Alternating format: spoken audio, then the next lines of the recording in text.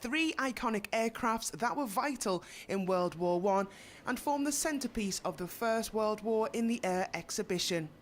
And guests arrived for the opening of the exhibition to take a look at how air power grew during the conflict. Enormous privilege to welcome you today to our opening of the World War I in the air exhibition.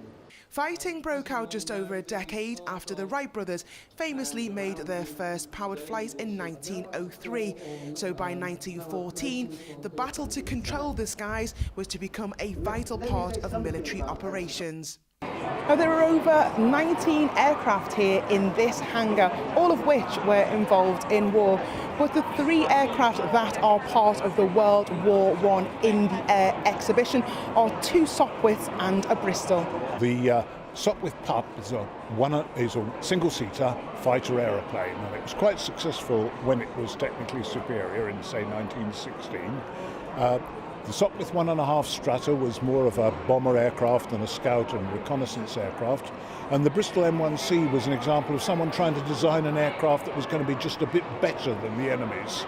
It didn't actually achieve that in the end for the reasons I mentioned, but it was still quite a good aeroplane, quite technically superior. This was the first time the aeroplane was used as a weapon, and at the beginning of the conflict no one knew how it was going to be used. By the end of the conflict, it was an established weapon of war. The exhibition also highlights the story of Lieutenant Kevin Furness.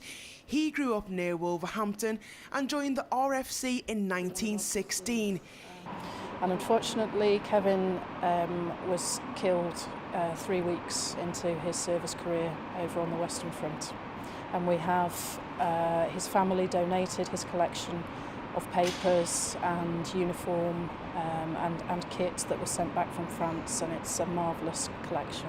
His experience reflects the experiences of all the other combatants and non-combatants. The three iconic First World War aircraft will now be a permanent fixture here, with RAF Hendon also featuring their own First World War in the air exhibition. Jessie Aru Phillips, Forces News at RAF Cosford.